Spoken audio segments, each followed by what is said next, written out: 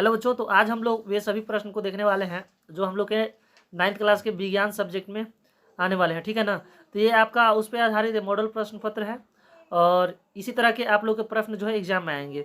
तो चलिए फटाफट हम लोग बारी बारी से एक करके इसको हल करते हैं।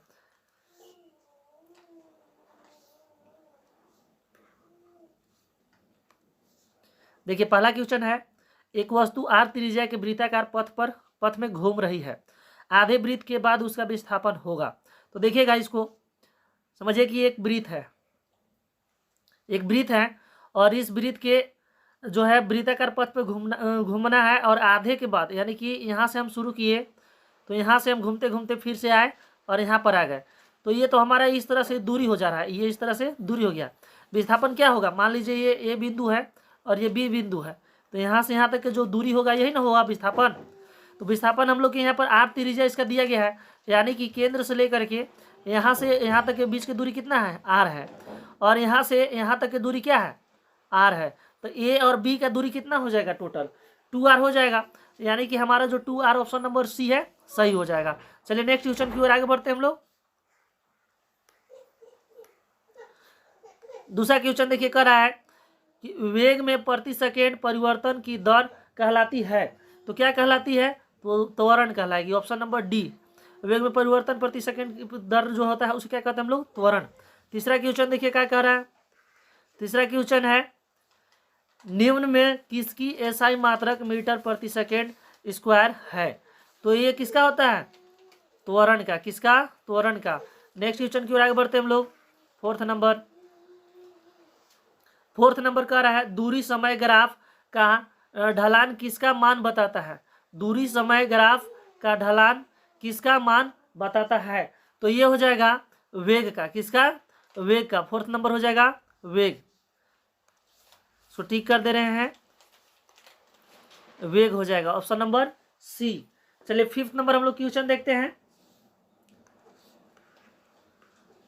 फिफ्थ नंबर में कहा गया है, न्यूटन का गति का प्रथम नियम से किसकी परिभाषा मिलती है। तो न्यूटन के प्रथम नियम से जड़त्व का परिभाषा मिलती है, यानी कि ऑप्शन नंबर ए जो है हम लोग का सही हो जाएगा। चलिए अगला क्वेश्चन हम लोग देखते हैं।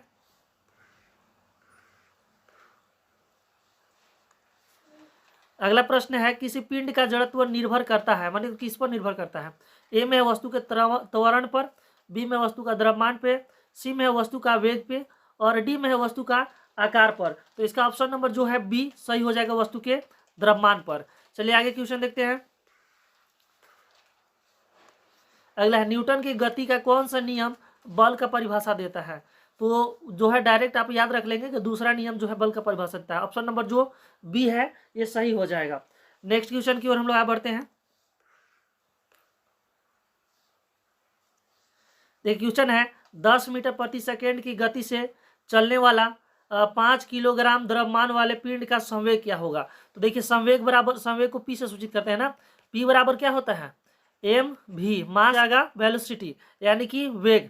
मास और वेग को गुणनफल को हम लोग क्या कहते हैं, संवेग कहते हैं। तो एम यानी कि द्रव्यमान कितना दिया गया है हम लोग के 0.5 kg। इसको गुना कर लेंगे हम लोग कितना से, तो 10 से। तो 10 से गुना करेंगे तो हम लोग को प्राप्त हो जाएगा 5 kg मीटर पर सेकेंड। ठीक है ना, 5 kg इंटू मीटर पर सेकेंड हो जाएगा। तो यहाँ पर ऑप्शन नंबर बी है सही हो जाएगा। यहाँ पर स्क्वायर दे दिया गया है लेकिन स्क्वायर नहीं होगा, बी नंबर। नेक्स्ट क्वेश्चन, जब कोई बस विराम से चलती है तो अचानक उस पर खड़े यात्री बस में पीछे की ओर झुक जाते हैं, ये किस नियम का उदाहरण है।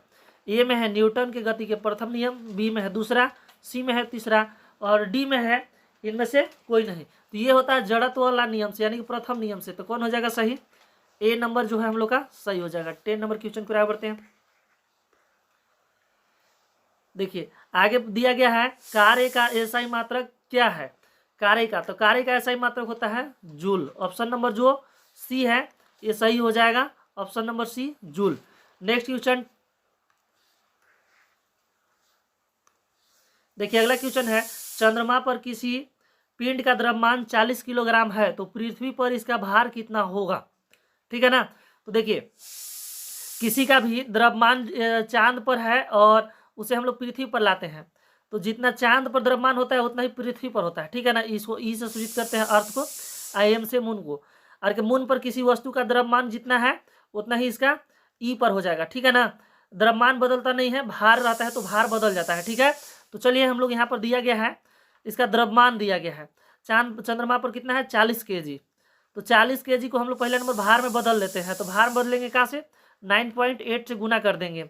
ये गुरुत्वीय त्वरण का मान है, ठीक है ना। तो इसे गुना करेंगे तो हम लोग कितना मिल जाएगा, 4/32 के 2 हो जाएगा, 4 9 36 और 3 कितना हो जाएगा 39।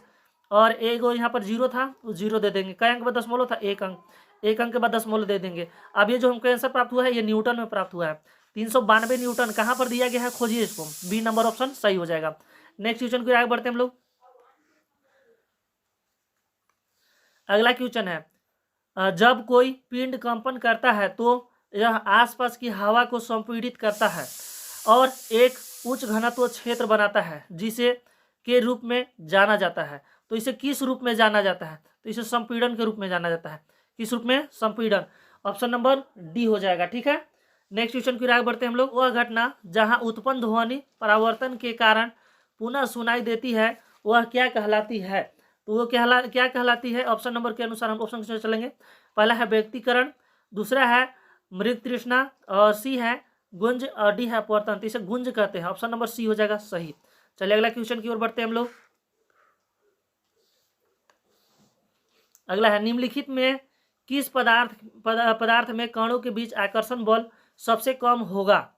ए में है कार्बन डाइऑक्साइड, और बी में है दूध, और सी में है रुई, और डी में है चीनी। तो इसमें से हम लोग का कौन सा आंसर सही हो जाएगा, तो हम लोग को पहचानना है। कार्बन डाइऑक्साइड क्या है, हवा, दूध क्या है, द्रव, रुई क्या है, इसे भी हम लोग हाथ में महसूस करते हैं, ये रुई आप सभी लोग जानते हैं। चीनी को भी, चीनी ठोस होता है। तो सबसे कम जो है किसके कणों के बीच आकर्षण बल होगा, तो हो जाएगा कार्बन डाइऑक्साइड के बीच। ये गैस होता है, ठीक है ना। ऑप्शन नंबर ए हो जाएगा सही। नेक्स्ट क्वेश्चन, क्वेश्चन नंबर 15 करा, किस तापमान पर पानी ठोस और तरल दोनों स्थान में पाया जाता है या पाया जाएगा। तो ये होता है 0 डिग्री सेल्सियस। इसमें पानी ठोस भी होता है और द्रव रूप में भी होता है, ठीक है ना। नेक्स्ट क्वेश्चन देखिए, अगला क्वेश्चन है, 100 ग्राम जल में 20 ग्राम चीनी मिलाया गया है और उस विलयन की सांद्रता प्रतिशत में ज्ञात करना है। तो देखिए, सांद्रता प्रतिशत के लिए सूत्र होता है विलेय का द्रव्यमान ना बटा विलयन का द्रव्यमान, विलयन का द्रव्यमान गुने 100। तो इसको हम लोग कैलकुलेट करेंगे। तो कैलकुलेट करने के बाद हम लोग को क्या प्राप्त हो जाएगा, देखते हैं। विलेय का द्रव्यमान कितना है, विलेय जो होता है बिलाने वाला नहीं, कम होता है। यह है 20 ग्राम बटा विलयन का द्रव्यमान, यानी कि विलेय प्लस विलायक, जो 100 ग्राम जल है यह विलायक। तो 100 ग्राम और 20 ग्राम जुड़ेंगे कितना हो जाएगा, 120 गुने 100। ये वाला सूत्र वाला 100 है। 1 0 से 1 0 हम लोग काट दिए। अब हम लोग कितना बचा, यहाँ पर हो जाएगा 6 और यहाँ पर हो जाएगा 5।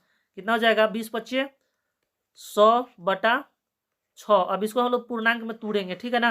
तो पूर्णांक में तोड़ेंगे तो ये हम लोग को प्राप्त हो जाएगा 16.2/3, जो कि प्रतिशत में आएगा। और ये हम लोग को ऑप्शन नंबर बी में दिया गया है ना। तो ऑप्शन नंबर बी हो जाएगा हम लोग का सही। चलिए आगे क्वेश्चन की ओर बढ़ते हैं।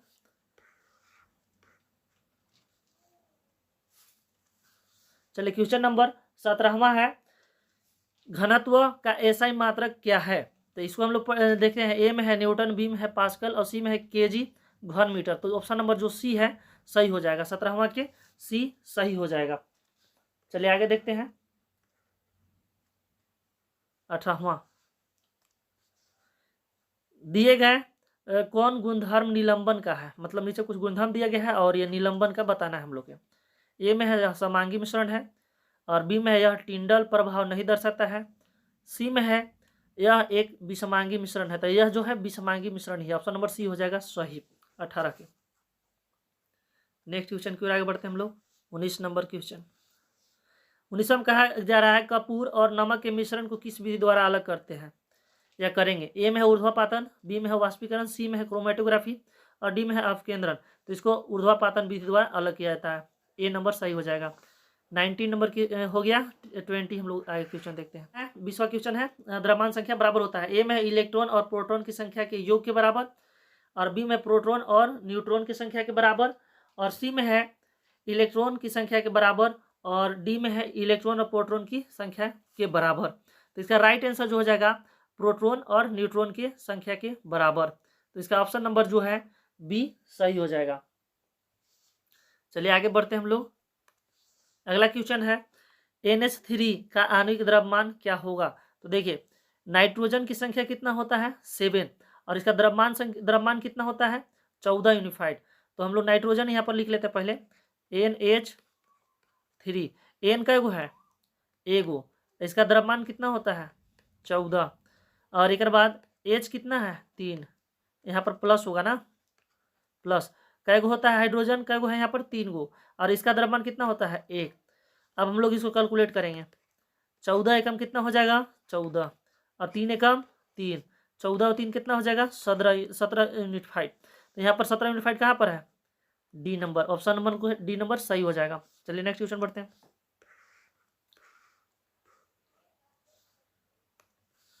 अगला क्वेश्चन है स्थिर अनुपात का नियम या निश्चित अनुपात का नियम क्या है। स्थिर अनुपात का नियम या निश्चित अनुपात का नियम क्या है। तो पढ़ते हैं हम लोग। ए में किसी रासायनिक पदार्थ में तत्व हमेशा द्रव्यमान के अनुसार एक निश्चित अनुपात में मौजूद नहीं होता है। बी में है रासायनिक पदार्थ में तत्व हमेशा द्रव्यमान के अनुसार निश्चित अनुपात में मौजूद होता है। तो ऑप्शन नंबर जो बी है हम लोग का यही सही है, ठीक है ना। चलिए आगे हम लोग बढ़ते हैं।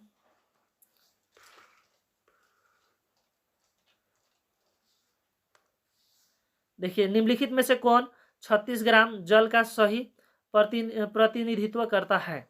ए में है 2 मोल जल, बी में है 1 मोल जल, और सी में है 200 मोल जल, और डी में है 6.02 × 10⁻23 जल के अणु। तो इसको हम लोग चेक कर लेते हैं 1 मोल में कितना ग्राम होता है। तो देखिए जल का सूत्र होता है H2O, और यहाँ पर हाइड्रोजन कितना है 2 गो, और इसका द्रव्यमान कितना होता है 1, प्लस ऑक्सीजन का गो है यहाँ पर 1, इसका द्रव्यमान कितना होता है तो 16, कितना हो जाएगा 2 और 16 18,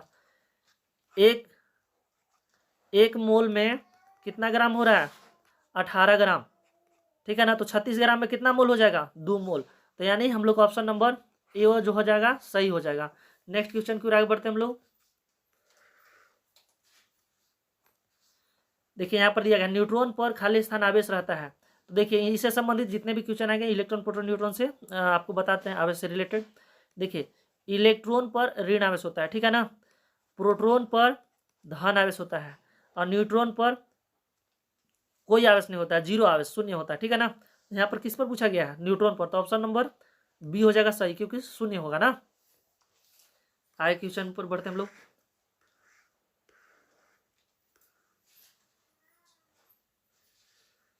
क्वेश्चन नंबर 25 है ना, और नीचे कर चलिए 25वां क्वेश्चन में दिया गया है अल्फा कण क्या है। तो यहाँ पर हम लोग ए में है ऋण आवेशित प्रोटॉन, बी में है ऋण आवेशित हीलियम परमाणु, और सी में है धन आवेशित प्रोटॉन, और डी में है धन आवेशित हीलियम परमाणु। तो इसका ऑप्शन नंबर सी हो जाएगा सही, धन आवेशित प्रोटॉन, ठीक है ना। चलिए आगे बढ़ते हैं।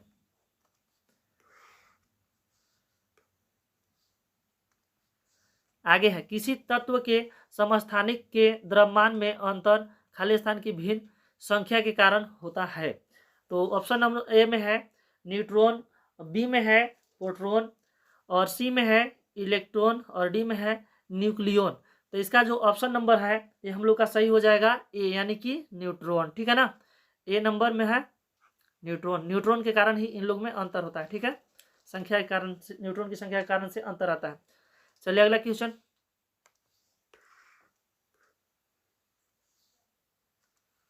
अगला क्वेश्चन है कोशिका भित्ति बनी होती है, तो किस चीज का बनी होती है, प्रोटीन के नहीं, ये भी गलत, कार्बोहाइड्रेट के नहीं, सेलुलोज के, तो यही हो जाएगा सही, सी नंबर। चलिए अगला क्वेश्चन की ओर हम लोग बढ़ते हैं।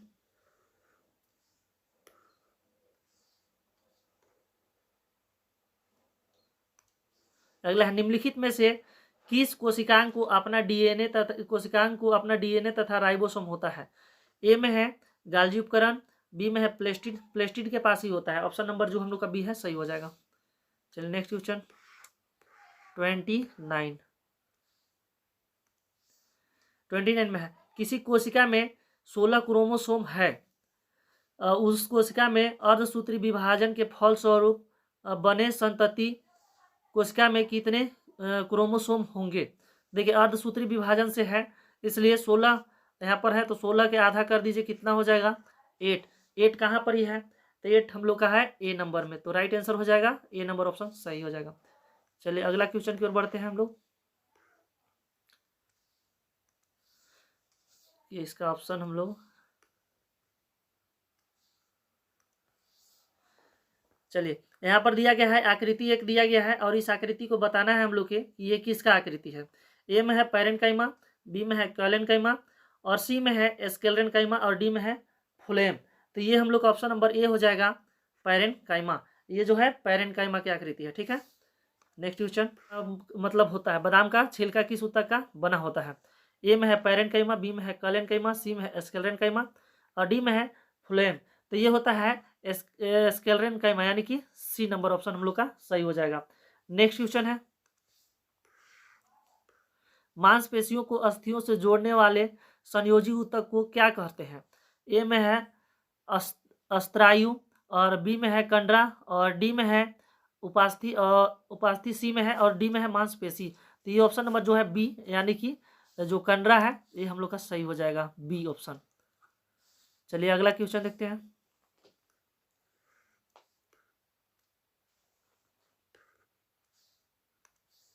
ए में है जीवों के वर्गीकरण के लिए सर्वाधिक मूलभूत लक्षण क्या हो सकता है। ए में है उसका निवास स्थान और बी में है उनकी कोशिका संरचना और सी में है उनका पोषण के तरीके और डी में है उनके जनन के तरीके। तो इस ऑप्शन नंबर जो है उनकी कोशिका की संरचना, बी जो है सही हो जाएगा। आगे क्वेश्चन को बढ़ते हैं।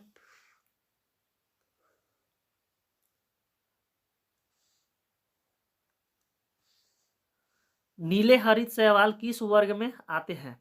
ए में है मोनेरा और बी में है प्रोटिस्टा। तो यहाँ पर ऑप्शन नंबर ए जो है यही सही है, ठीक है ना, मोनेरा। चलिए आगे बढ़ते हैं हम लोग।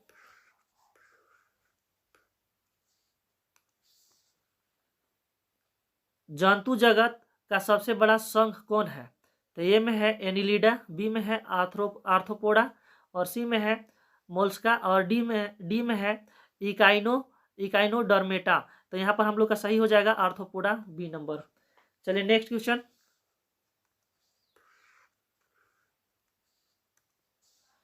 दिए गए कौन से रोग वायरस से होता है। तो आप लोग भली भांति अभी वायरस वाला रोग से परिचित हैं सभी लोग। ऑप्शन में दिया गया होगा, देखते हैं। टाइफाइड है ए में, बी में हैजा, सी में मलेरिया, डी में कोरोना। तो कोरोना है, सबको रोवा के रखा है कोरोना। ऑप्शन नंबर जो हम लोग का डी है सही हो जाएगा, कोरोना, ठीक है ना, वायरस से होता है। चलिए नेक्स्ट क्वेश्चन। अगला क्वेश्चन है संक्रामक रोग के उदाहरण है, मतलब जो संक्रामक है एक में से दूसरा में फैल जाता है, पटने वाला रोग कह सकते हैं इसको। ए में है पोलियो, बी में है कैंसर और सी में है क्षय रोग और डी में है मधुमेह। तो यहाँ पर जो है पोलियो भी पड़ता नहीं है, कैंसर भी नहीं पड़ता है और मधुमेह भी पटने वाला रोग नहीं है, ठीक है ना, क्षय रोग पड़ जाता है। ऑप्शन नंबर सी जो है सही हो जाएगा 37 का। Next question. चलिए अगला है ग्रीन हाउस गैस है, ग्रीन हाउस गैस किस क्या से बनल होता है उसे हम लोग जानना है। ए में ऑक्सीजन, बी में है हीलियम, सी में है कार्बन डाइऑक्साइड और डी में है फ्लोरीन। तो इसका ऑप्शन नंबर जो हम लोग का सी है कार्बन डाइऑक्साइड सही हो जाएगा, ठीक है ना। चलिए अगला क्वेश्चन 39। दिए गए पोषक पदार्थ में पौधों के लिए कौन बृहत पोषक पदार्थ है। ए में है नाइट्रोजन और बी में है आयरन और सी में कॉपर और डी में मैग्नीज। तो ऑप्शन नंबर ए जो हम लोग का सही है, नाइट्रोजन बहुत जरूरी है पौधों के लिए ना। अगला क्वेश्चन। अगला है वायुमंडल में पाए जाने वाले ऑक्सीजन के विषैले अणु को क्या कहते हैं। तो ए में है ऑक्सीजन, बी में है ओजोन और सी में है कार्बन डाइऑक्साइड और डी में है क्लोरोफ्लोरोकार्बन। तो यहाँ पर राइट आंसर हो जाएगा ओजोन, बी नंबर ना। चलिए हम लोग 40 के 40 क्वेश्चन कर चुके हैं।